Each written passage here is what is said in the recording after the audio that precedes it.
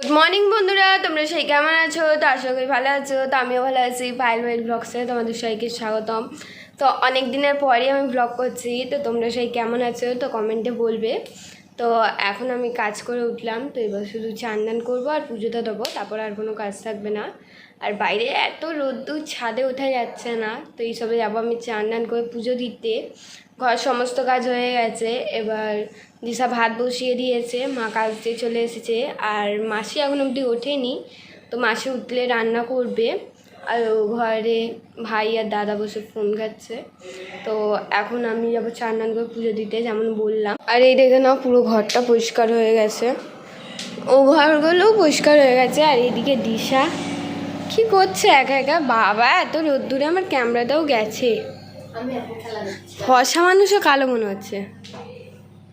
দিশা একা একা খেলা করে। আর এদিকটা তো আমি গুছিয়েছিলাম, কি অবস্থা করেছে এরা। সত্যি মানে পরিষ্কার করলে তাও এরকম নোংরা করে। বাবা, আলতা দেখলে আমার শিবরাত্রির কথা মনে পড়ে যায়। আমার আমার ঘড়িটা সরিয়ে রাখবো, নাহলে দেখবো ও আবার ব্যাগটি খুলে নিয়েছে। ওই যাবো চান্দান করে পুজো দিতে। এত রোদ্দুরে আর ভাল লাগছে না ছাদ উঠতে। পা রাখা যাচ্ছে না। কালকে দুপুরে আমি কি পাটা রেখেছি, আমার পা পুড়ে গেছে। যেমন তেলে ছ্যাঁকা খেলে হয় সেরকম। ঠিক আছে, তুমি চাটা করো। তো এই দেখো বন্ধুরা, ওখানে এখন মা রান্না করার জন্য বসে আছে। মানে কি, মা শুধু কাটাকুটি করে দেবে, এই ভাজা করে দেবে, আর মাসি বাকি রান্নাটা করবে। তো কি রান্না হবে মা আজকে?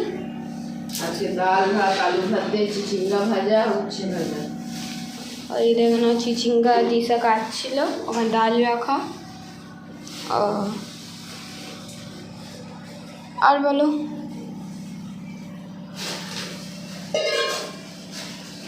কি হইলো? পড়ে গেল চাপাটা? পড়ে গেছে।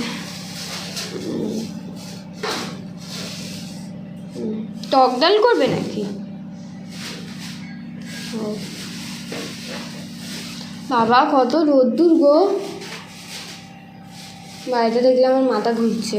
আমি এখন কাজে যাবো, এত বমি পাচ্ছে, পেটে যন্ত্রণা হচ্ছে। কেন? অসাধারণ যন্ত্রণা, বমি পাচ্ছে। তুই বমি করে আসো। বমি গেলে বেঁচে যাই। কোকোটো দাম দিয়ে যাচ্ছে, ওদের বেশি দাম নেই তো। ঠিক আছে, রান্না করো তোমরা, আমি গিয়ে পুজোটা দিয়ে আসি। ঠিক আছে? তো বন্ধুরা, আমার চান্দান করে পুজো দেওয়া হয়ে গেছে। তো রান্না পুরো কমপ্লিট। তো এখন আমি ডিম সিদ্ধ বসিয়েছি। তো একটু পরে গ্যাসটা বন্ধ করে দেবো স্নানের জন্য। তো মা গেছে এখন চান করতে। আর রোদ্দুরটা মুখে লাগছে, তার জন্য আমি এদিকে চলে এলাম। তো বাইরে প্রচণ্ড রোদ্দুর, ছাদে পর্যন্ত ওঠা যাচ্ছে না। তো প্রতিদিন খেয়ে দিয়ে আমি ঘুমিয়ে পড়ি এত টাইমে। তো বন্ধুরা, বাবা ভাই খাওয়া দাওয়া হয়ে গেছে। তো তার জন্য আমি এটু বসতে গেছিলাম। তো মা স্নান করে বেরিয়ে পড়েছে। তো এইভাবে মা খেতে দেবে। আর আমি এ ঘরে বসছি, কারণ এই ঘরটা একটু ঠান্ডা আছে তার জন্য। তো এইসবে দিশা চান করে বেরোবে, তো আমরা খেতে বসবো। তো খাওয়ার সময় তো ব্লগ করবো, তোমরা দেখতেই পারবে। তো অনেক দিন পরে ব্লগটা করলাম। প্রতিদিন কাজ থাকে, তারপর ফোনটা বাড়িতে থাকে না। আমার দেরি হয়ে যায়, কাজ করার পরেই আমি ব্লগ করতে পারি, কারণ ফোনটা মা নিয়ে যায় তার জন্য। তো একটু দেরি হয়ে যায় তোমাদের সাথে গল্প করতে গিয়ে। তো আগেবার দিয়ে যখন নেক্সট টাইম দিয়ে আমি ব্লগ করব, তো আশা করব যে সকালবেলা যা যা করছি সেগুলো দেখানো। তো এবার দিশা চান করে বেরোক, তারপর আমরা খেতে বসবো। বন্ধুরা, খাওয়া দাওয়ার পর ঘুম দিয়ে উঠে আমি রিলস করতে এসেছিলাম। তো এইবার আমার রিলস করা হয়ে গেছে। আর আমার চুলে তেল দিয়েছি বলে আমার চুলটা আজবই হয়ে গেছে। আর চুল বেশি সিল্কি চুল ভাল লাগে আমার, কিন্তু চুলটা একটু চ্যাট চ্যাট করছে তেলের জন্য। তো যাক, কালকে শ্যাম্পু করবো। এর আগের দিন 3টে শ্যাম্পু করেছিলাম, বাট তাও চুল দিয়ে তেলগুলো ঠিকমতো যায়নি। তো এখন দিশা আর আমি ছাদে আছি। আর ভাই আর দাদা আজকে কেউ রিলস করতে, ওরা দুজন উঠেনি। তো তার জন্য ওরা দুজন বিকেলে আজকে কথা শুনবে। প্রায় দীপকদা তো অনেক দিন ধরেই রিলস করে না, তো ওকে ছেড়ে দাও, এমনিও কথা শুনবে। আর এখানে দিশা দাঁড়িয়ে আছে। তো মা এইসবে যাবে কাজে, আর স্যার পড়াতে আসবে বলে আমার রুমটা পরিষ্কার আছে, শুধু জল ভরবো, বই খাতা বার করবো আর চেয়ার রাখবো। তো এবার গিয়ে দীপকদাকে তুলে, এদিকে এখন দিশা দুশালিক খুঁজছে এদিক ওদিক। কই তো ও ওই ট্যাঙ্কিটায় বসে, এত দূর বুঝতে পারছো ওটা দুশালিক, পুরো দুটো গিয়ে বসে।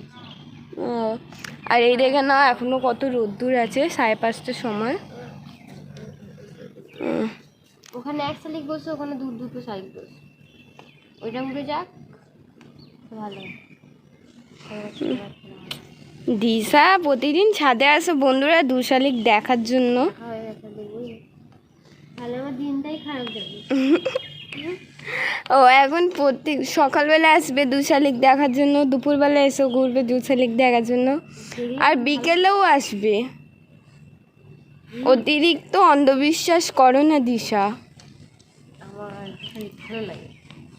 2 তারিখ মাধ্যমিকের রেজাল্ট, যা মাধ্যমিক দিয়েছে তাদের কি অবস্থা। বলছে পরীক্ষা দেওয়ার পর ভালোই ছিলাম বেশ, কেন মৃত্যুর দিনটা এলো। তো আর আসবে না, রেজাল্ট যদি ঠিক না করো তো কী আর হবে। যাক আমাদের কি, আমরা থোড়ি মাধ্যমিক দিচ্ছি। চলো দিশা নিয়েছে, প্রচণ্ড রোদ্দুর। বন্ধুরা এখন আর আমি দিশা বসে আছি, বসে মানে কি কাজ করছি, আর মা আছে আটা মাখছে না। ও ওই আমরা দুজন বসেছিলাম, তার জন্য ভাবলাম কাজগুলো করে নিই। এমনি তো আমরা সারাদিন দুজনে মিলে এখান দিয়ে ওখান ঘোরাঘুরি করি, নাহলে দুজনে বসে গল্প করি। আর আমরা গল্প করি বললে দাদা আর ভাই আমাদের নামে নিন্দে করে, বলে নাকি আমরা সবসময় ওদের পিছনে লাগতে থাকি, আমাদের কোনো কাজ নেই। দিশা আমরা লোকের পেছনে লাগার জন্য কত টাকা নিই মাসে? 1500-2000। ফ্রিজের চাবিটা রেখেছিলে তো?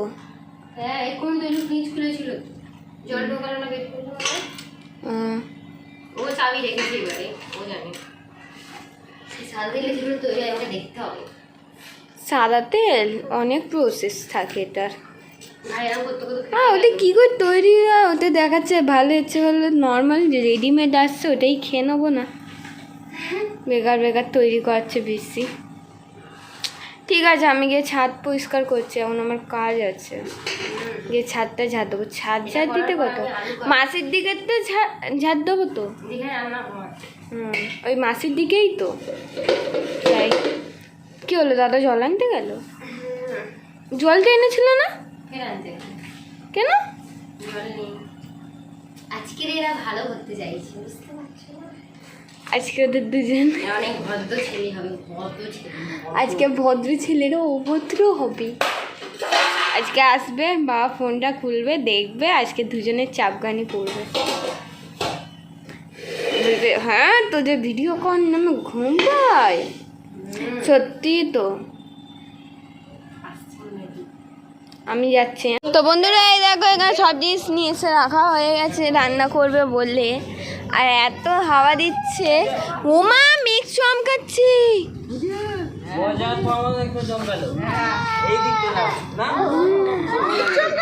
হ্যাঁ এ সানকে ওর মেসোর কাছে ছেড়ে আয়, বাবা হচ্ছে ওর মেসো।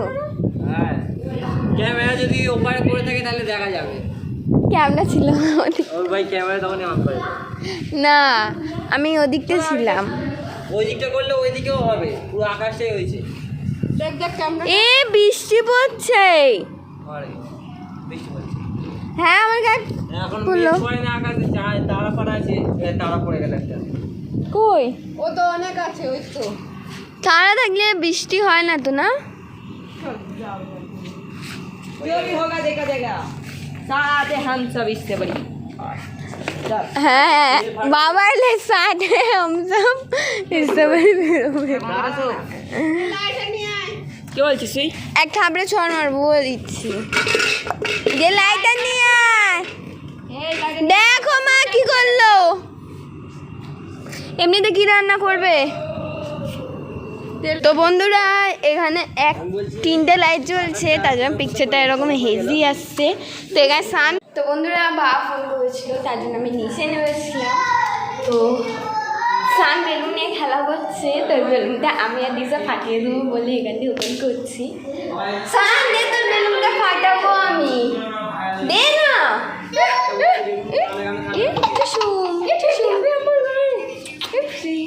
চিমটে কাটবো, দিশান জামা কানে যাওয়া ভিজবে। এখানে ভাই বসে, কি ভাবছিস ভাই? ভাবছি এখন কার পেছনে লাগবে। দীপক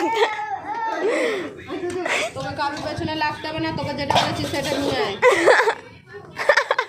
এটা নিয়ে যা।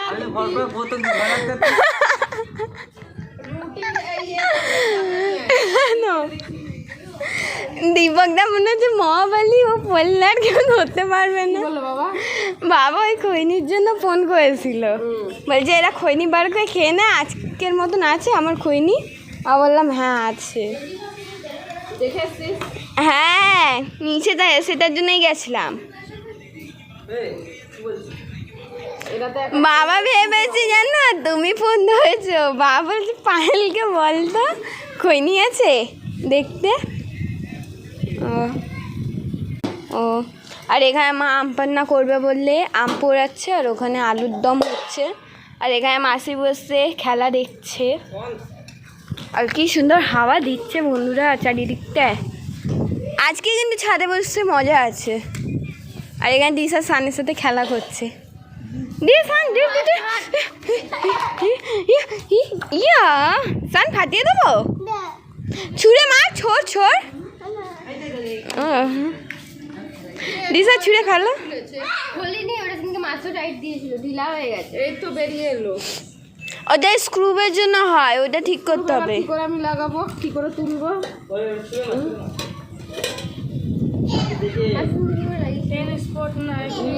রেখে নিচে।